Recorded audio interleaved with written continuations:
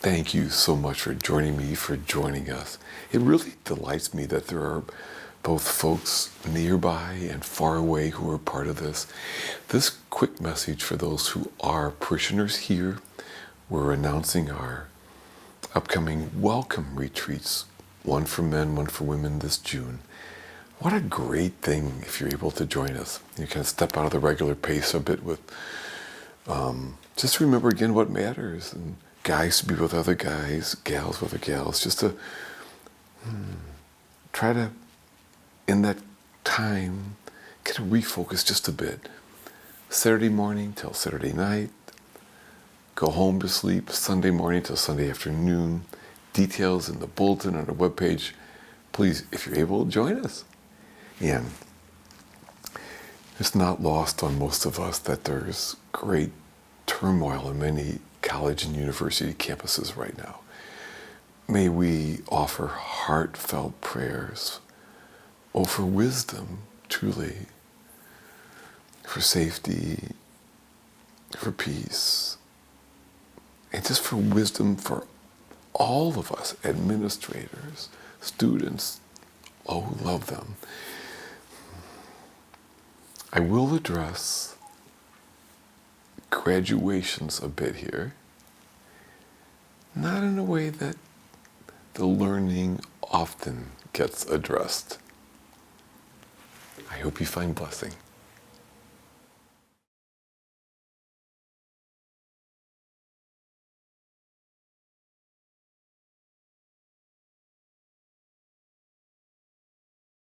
As graduation season draws near, perhaps a number of us might find ourselves remembering memorable graduation quotes. Some are self-effacing. I love what George W. Bush once said while giving a commencement address. He said, "To those of you who received honors, awards, and distinctions, I say, well done. And to the C students, I say, you too may one day be President of the United States." Now, some statements are not so self-effacing. As my brother Bill, he's the other of the 6 kids as a priest in our family, reminded me, what do you call the person in medical school who graduates last in their class? I go, what? He goes, doctor.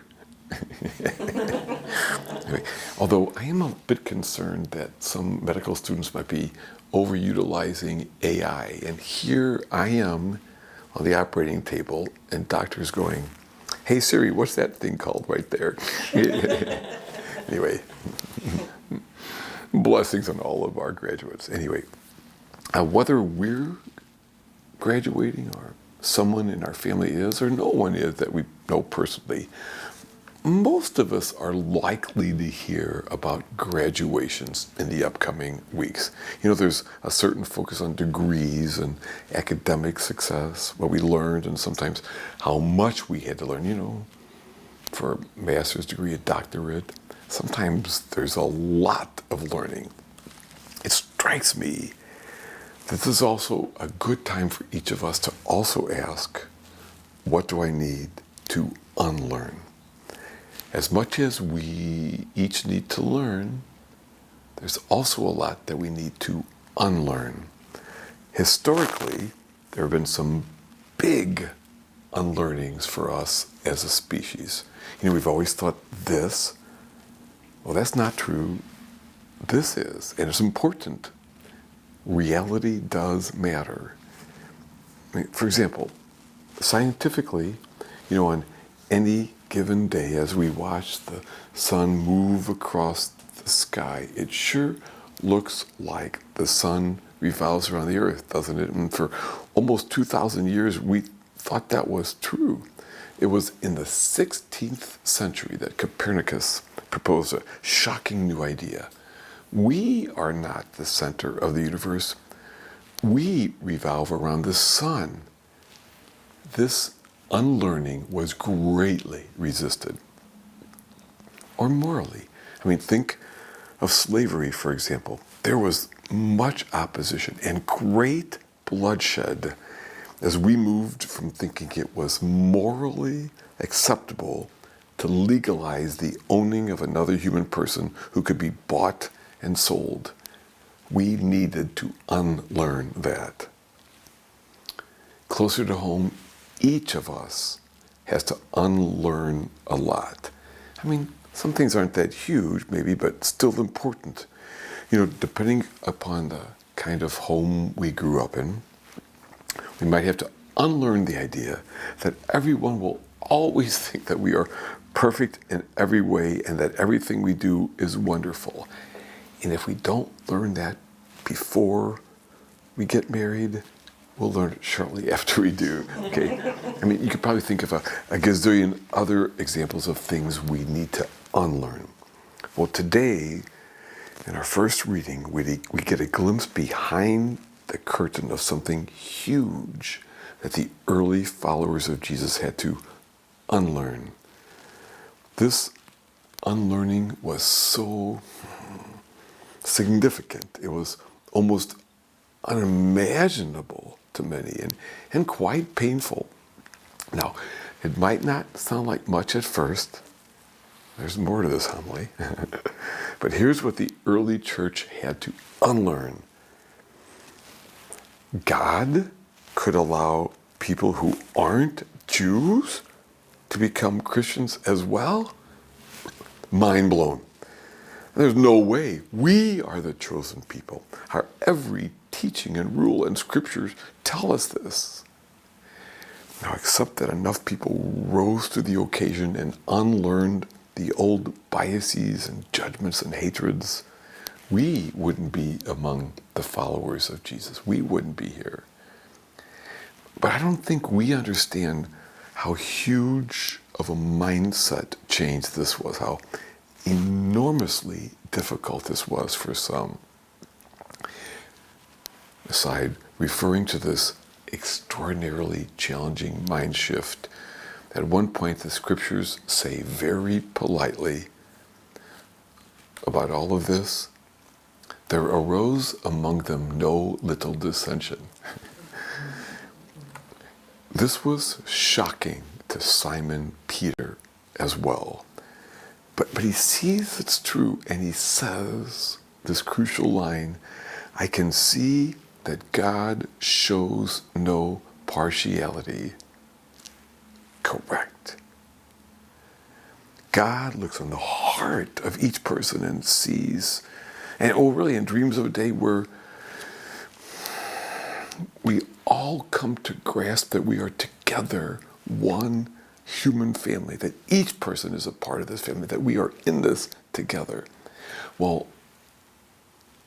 this is often a huge unlearning for us as well.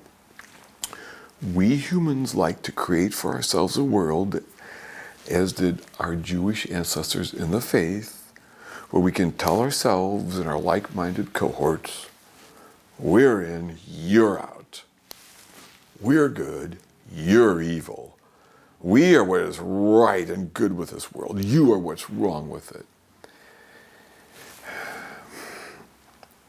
This increasing rancor and division, this vilification of whole groups of people, I've never seen it so strong in all my many years. We weren't born to hate. We were born to care.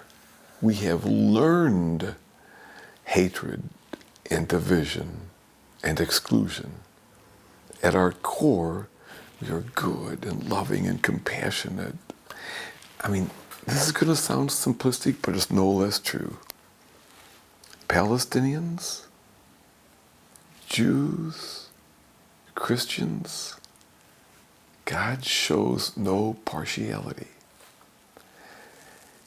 I say all of this out of love for each person. I have no political agenda here. Whatever your political party, I don't care. Seriously. I just want us to remember Jesus and what he stood for. Republican, Democrat, immigrant, native-born, gay, straight, rich, poor, fully able to walk, wheelchair-bound, whatever. God shows no partiality.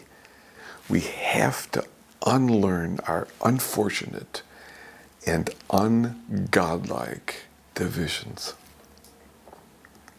So many folks just seem convinced that it's fine to name ourselves and those who think like us as good, others as bad.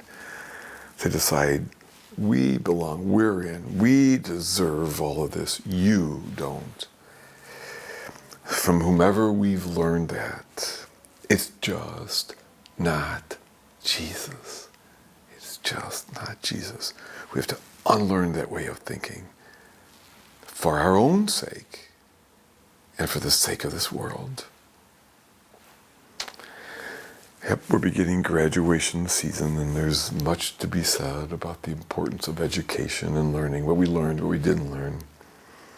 May our thoughts of graduations these days be for us a reminder for each of us to also honestly ask, at this time in my life, what do I need to unlearn?